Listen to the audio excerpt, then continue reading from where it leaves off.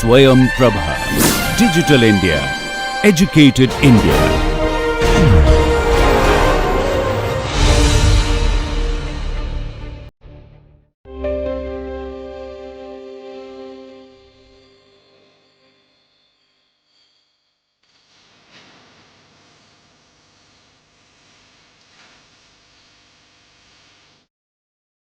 We have discussed the working principle of Takagi and Sugano's approach of fuzzy reasoning tool, and this particular approach is nothing but a precise fuzzy reasoning tool. That means, we will be able to establish the input output relationship in a very accurate way. Now, today we are going to discuss how to represent this Takagi and Sugano's approach of fuzzy reasoning tool using the structure of a neural network, so that we can optimize the performance of this particular the fuzzy reasoning tool. Now, the title of your today's lecture is your Neuro-Fuzzy system based on Takagi and Sugano's approach. Now, let us see how to model this Takagi and Sugano's approach of fuzzy reasoning tool and how to develop the Neuro-Fuzzy system. Now, this particular Neuro-Fuzzy system is very popularly known as adaptive Neuro-Fuzzy inference system, that is nothing but your NFIS. So, this is nothing but the NFIS. So, and in short this is known as ANFIS, adaptive Neuro-Fuzzy inference system. Now, the first proposal came in the year 1993 by Zhang, and after that, so this particular NFIS has been modified in a number of ways. Now, to explain the working principle, let me consider a system having two inputs like I 1 and I 2, and there is one output, that is O. So, this is a very simple system having two inputs and one output. So, we have got I 1 and I 2, and we have got the output O. Now, let us see how to model using the principle of your this NFIS. Now, the two inputs are represented using a triangular membership function distribution. Now, here the first input, that is I 1, that is represented using three linguistic terms like your low, medium and high, and for simplicity we have considered the triangular membership function distribution. So, this type of triangular membership function distribution we have considered. Now, truly speaking, actually if you want to model more accurately, so might be we will have to go for some sort of nonlinear distribution also. For example, I can also take some sort of Gaussian distribution. For example, if I consider the low, medium and high, and if I consider the Gaussian distribution will look like this, and there will be some overlapping of the regions in this Gaussian distribution. So, if I consider the Gaussian distribution for this particular I 1, so this could be low, this could be your medium, and that could be the high. So, this type of nonlinear distribution also we can consider, but for simplicity, as I told, we have considered the linear membership function distribution, that is your the triangular membership function distribution. Now, the size of this particular distribution depends on, so this particular the d 1. Now, d 1 indicates the base width for this right angle triangle or half base width of this particular the isosceles triangle. Now, similarly, to represent the second variable, that is your I 2, we are going to use three linguistic terms like your small, large and very large, and once again for small we are going to consider this type of right angle triangle, for large we are going to consider this type of isosceles triangle, and for very large we are going to consider this type of your the right angle triangle. And your the size of this particular distribution So, that is decided by actually your this D2. So, D2 is going to represent the base width of your this right angle triangle and the half base width of this isosceles triangle. Now, during the optimization and during the training, actually what will happen, we will try to vary the values for this particular D1 and D2, and accordingly we will be getting the modified membership function distribution for I1 and I2. Now, here one thing we will have to mention, that in Takagi and Sugeno's approach, we do not consider any membership function distribution for the output. And here, as we discussed, the output is expressed as the function of the input parameters, that is O is nothing but f of your I1 and I2. Now, we can consider the linear function of the input parameters. We can also consider some sort of nonlinear function of these particular the input parameters, but most of the time we generally use only the linear function of the input parameters. So, these are the membership function distribution for the two inputs, and as I told that for this output there is no membership function distribution used. And here, as we discussed while discussing the Takagi and Sugeno's approach, that output here is expressed as the function of the input parameters. Now, you can see that the output of the ith rule, that is denoted by y I, is nothing but a I 1 plus b I 2 plus c I. Now, I 1 and I 2 are the input parameters, and these a I, b I, c I are the coefficients. Now, these values for the coefficients are to be determined now using some optimizer. Now, we can use the least square error technique to find out what should be the values for this a I, b I and c I. We can also use some sort of nature inspired optimization tools like genetic algorithm and others, like what should be the optimal values for this particular the a I, b I and c I. Now, if you remember, for the first input, that is I 1, so we have considered 3 linguistic terms, and for the second input, that is I 2, we have considered 3 linguistic terms. So, we have got 3 multiplied by 3. So, 9 possible combination of the input parameters, and that is why. So, here this y I is a I 1 plus b I 2 plus c I, where I varies from 1 to up to n. So, we have got 9 combination of the input parameter, that means, we have got 9 rules. Now, let us see how to determine the output for a set of input here. Now, this shows actually the architecture of this ANFIS. Now, let me explain this particular architecture. Now, here as I consider that there are 2 inputs like your I 1 and I 2, and we have got only one output, that is O, and this ANFIS architecture consists of actually 6 layers. Now, this layer 1, so this is known as actually the input layer, and here we use linear transfer function on the input layer. Then layer 2 is nothing but the fuzzification layer, that means corresponding to the real values of this I 1 and I 2. So, we try to find out what should be the membership function distribution. For example, say I 1 is represented using 3 linguistic terms, that is your low, medium and high, and the connecting weights between your the neurons lying on the first layer and the neurons lying on the second layer are going to represent what should be the base width of the triangular membership function distribution or half base width of the membership function distribution. Now, for example, the connecting weights between, so this particular neuron and this particular the node is nothing but your say V 1 1.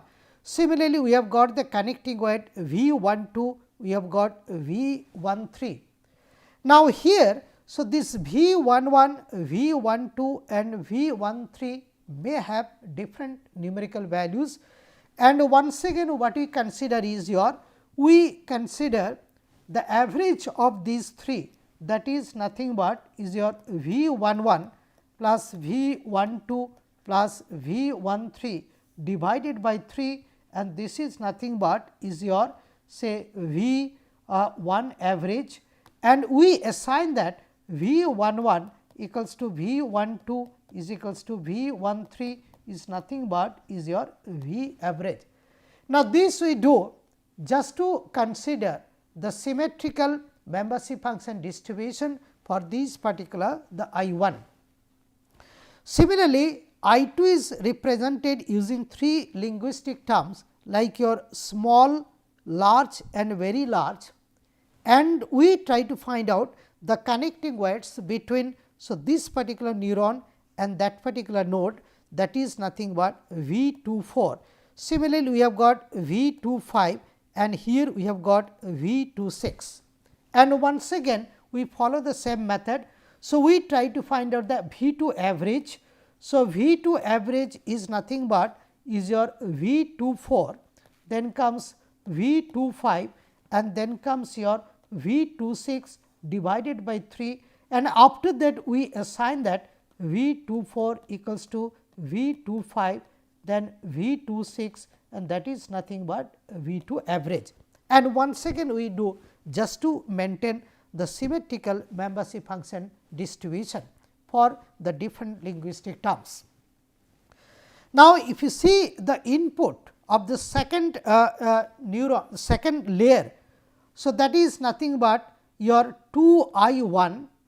So, 2 I1 means that is the input of the first neuron or the first node lying on the second layer, and so these particular inputs are nothing but is your the values, the real values of these particular parameters like I1 and I2 for here, and here actually we will have to carry out some sort of the fuzzification, and for this particular fuzzification, so we can get your the mu value. So, this O1 2, that is 2 O1 is nothing but the output of the first neuron lying on the second layer. So, here actually I will be getting some sort of mu value, that is the membership function value, that is your mu low. Similarly, here we will be getting the mu medium and here we will be getting the mu high, and if you see here also you will be getting the outputs like mu small, then comes your mu large, and here we will be getting your mu very large. So, all such the membership function values we will be getting as the output of the second layer. Now, let us concentrate on the third layer. Now, on the third layer we have got all 9 possible combinations of the input parameters. So, all the 9 rules we are going to consider here, and what should be the input of a particular neuron lying on the third layer. For example, say 3 I1, that is the input of the first neuron lying on the third layer. So, the inputs are nothing but your say mu low. So, this is the inputs are nothing but mu low, and we have got another input, and that is nothing but is your mu small. So, mu low and mu small will be used as actually the input. For example, say one input is coming from here and another input is coming from here. So, there are 2 mu values, and these 2 mu values will be multiplied just to find out the firing strength or the output of this particular the third layer. So, output of this, that is denoted by pi. So, that can be written here, that is nothing but is your mu low multiplied by is your mu that your the small. So, we can find out like what should be the output of this particular the third layer. Now, following the same principle, so I can find out the output of each of these particular neurons lying on the third layer. So, I will be able to find out the firing strength, that is denoted by is your the W. Now, here actually we multiply the two mu values, and unlike the Mamdani approach, we do not consider the minimum. So, here we simply multiply the two mu values. Now, each of the mu value is going to lie between 0 and 1. So, its multiplied form or the multiplication. So, this is also going to lie from 0 to 1. So, we will be getting the firing strength, that is W 1, W 2 up to your W 9, and the values of the firing strength will lie in the range of 0 to 1. Now, then we concentrate on this particular the layer 4. Now, if I concentrate on a particular the neuron on layer 4, for example, I am going to concentrate here. Now, if you see the inputs, so all such W values from the different neurons of the previous layer as coming as input to this particular the neuron. So, all such W values are coming as input, and here you will be getting all the W values, that means all 9 W values, and then we try to find out the normalized value for this particular W 1 as the output, and your W 1 is nothing but W 1 bar is nothing but W 1 divided by W 1, W 2 up to your W 9. So, we try to find out what should be the normalized value for this particular the firing strength. Now, once you have got it as output of the fourth layer, now we are proceeding to the fifth layer. Now, on fifth layer you will find that, say we are going to find out what should be the output of each of these particular the rule. For example, say we are trying to find out or we are trying to calculate what should be the output of the first rule. The output of the first rule is nothing but your A 1 I 1 plus your B 1 I 2 plus your C 1. Now, if I get the values of this A 1, B 1 and C 1, and if I supply the numerical values for I 1 and I 2, so very easily I can calculate what is your Y 1. Now, similarly, here we try to find out Y 2, Y 3, Y 4, Y 5, Y 6, Y 7, Y 8 and Y 9, and once you have got that, so we simply multiply. So, this your W bar, that is the normalized value for the firing strength, and this particular Y 1.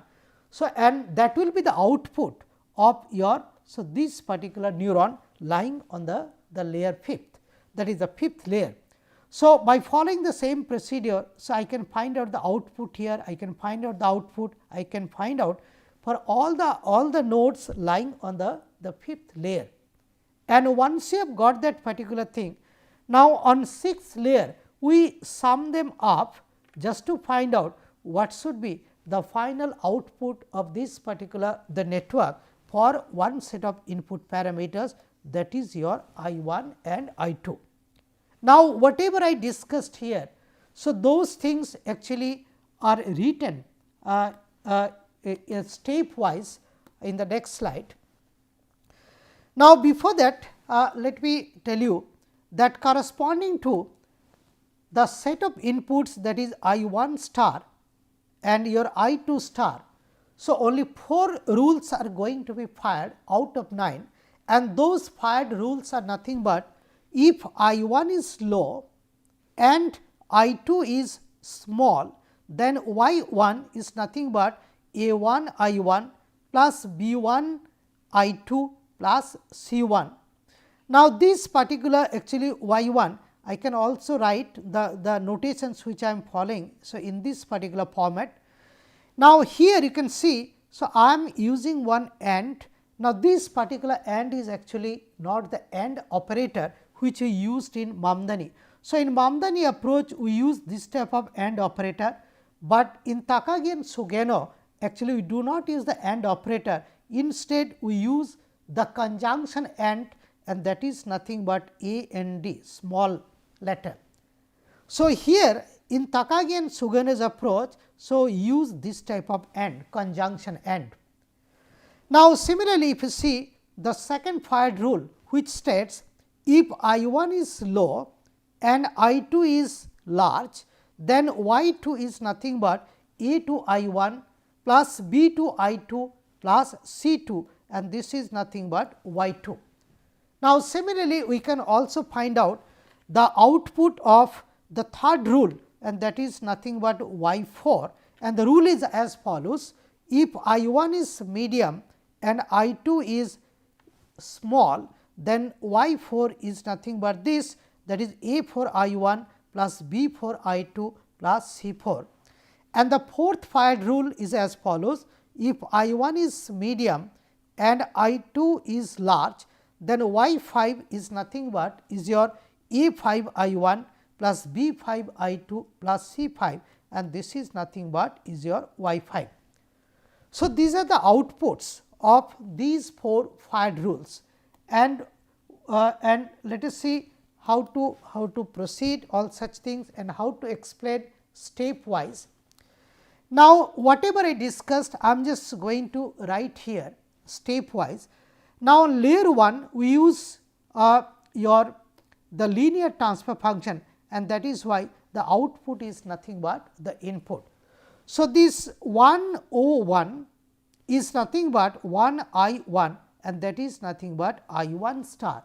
Similarly, 102 is nothing but 1 I 2, and that is equal to your I 2 star, because we have used the linear transfer function and y equals to x. So, output is nothing but input.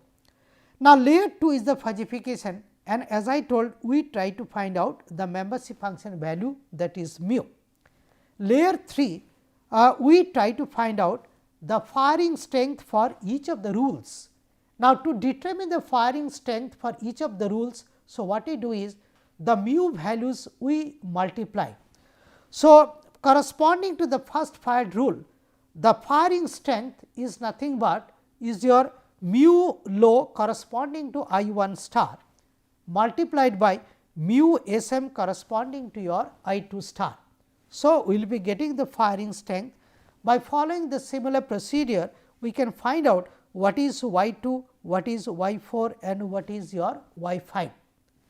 Now, once you have got that firing strength, now you can find out your the normalized firing strength, that is your W 1 bar is nothing but W 1 divided by W 1 plus W 2 plus W 4 plus W 5, and by following the same procedure.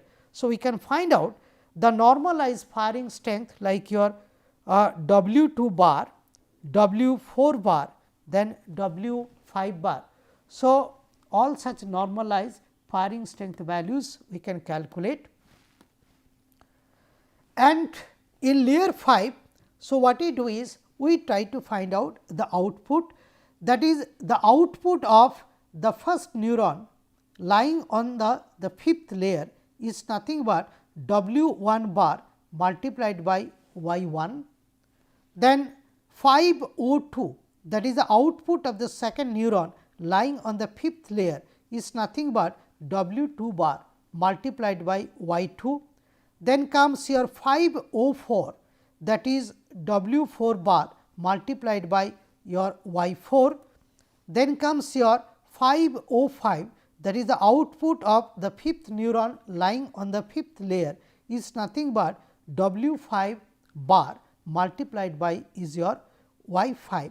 So, we can find out the output, and once you have got those outputs, now we are in a position to find out the final output or the overall output, and that is nothing but your 601 is nothing but W 1 bar y 1 plus W 2 bar y 2 plus W 4 bar y 4 plus W 5 bar y 5.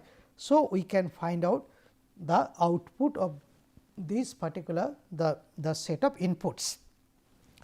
Now, here we should mention that the performance of this particular NFIS depends on the coefficient of transfer functions, that is A I, B I and C I, and of course, it depends on the membership function distribution, for these the two inputs, that is your I 1 and I 2.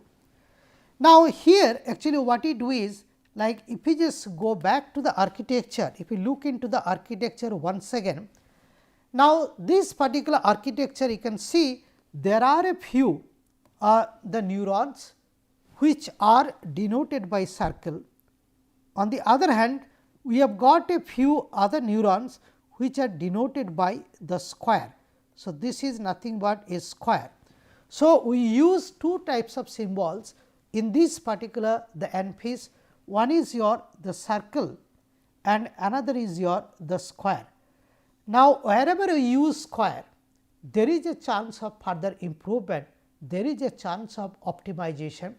So, if you see, so here I am putting your the square, that means we can optimize the values for this particular the connecting weights, that is your V 11, V 12 and V 13, and that is why we have put square here. So, there is a chance of improvement, there is a chance of optimization.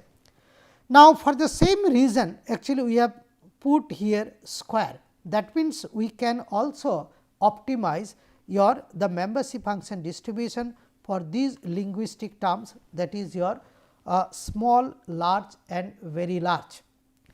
Now, similarly, if you see here also you have put actually your the square symbol in place of the circle, that means here also there is a chance of improvement, and that improvement actually lies on the value for this particular your y. Because if you write down the expression for this particular y 1, you will see that we have got your A 1 I 1 plus your B 1 I 2 plus your C 1. So, this particular A 1, B 1 and C 1 are actually going to control the value for this particular your y 1. So, there is a chance of further improvement of these particular the performance by selecting the proper values for this particular A 1, B 1 and C 1. Now, as I have already mentioned that these values for the coefficient, that is your A I, B I and C I can be determined using some optimizer. For example, we can use the traditional tools for optimization also. We can use some sort of the your error minimization algorithm, so that we can find out this coefficient like A I, B I and C I, so that it can predict the output very accurately and the error in prediction should be as minimum as possible. That means, here there is a chance of improvement of the performance of this particular network, and that is why we put the square here in place of this particular the circle.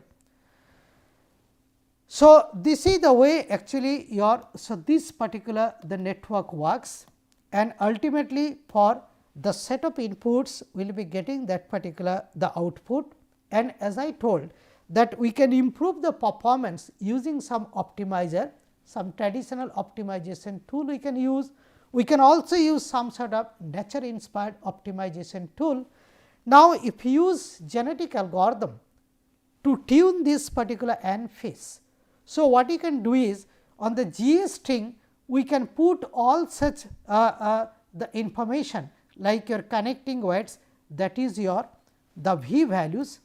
So, the connecting weights we can put, that is the V values like your V 11, V 12, V 13, then we can also put your V like 24, then comes V 25, then V 26, all such things you can put there, and we can also encode the values of the coefficients like your A I, B I and C I. Then GA will take the responsibility to find out what should be the optimal values of these particular parameters, so that this NFIS work in the optimal sense, so that the NFIS should be able to make the prediction of the output for the set of inputs as accurately as possible. Now, here actually what we do is, as we have already discussed, so this is nothing but the calculated output, and this calculated output will be compared with the target output just to find out the deviation for the first training scenario, that is nothing but is your D1, and we try to find out the target output and your this calculated output, and we consider the mod value. Now, corresponding to a particular GA string, the way I discussed, we pass all the training scenarios one after another. So, if I pass the second training scenario, so I will be getting D2. Similarly, if I pass the Lth training scenario, so I will be getting like DL. You sum them up, find out the average, and that particular average value will be the fitness of the GA. So, if I consider, so this type of population of the GA, if it is a binary coded GA, so I will be getting F1. Similarly, for the second I will be getting F2 as the fitness, and for the nth one, so I will be getting Fn as the fitness, and using the fitness information and with the help of its operator like reproduction, crossover and mutation, GA will try to find out or try to evolve like what should be the optimal values of these particular parameters, so that this NFIS can make the prediction as accurately as possible. Now, if I use genetic algorithm to optimize on or train this particular NFIS network, so this will be known as actually genetic Neuro-Fuzzy system, and more specifically, so if I use genetic algorithm to tune this NFIS, so this is very popularly known as your GA NFIS. So, this GA NFIS means I am just going to optimize the NFIS parameters, the variables for the NFIS with the help of a genetic algorithm, and GA NFIS will be able to evolve a very optimal and the suitable NFIS network, which will be able to make the prediction for the input output relationship as accurately as possible. Thank you.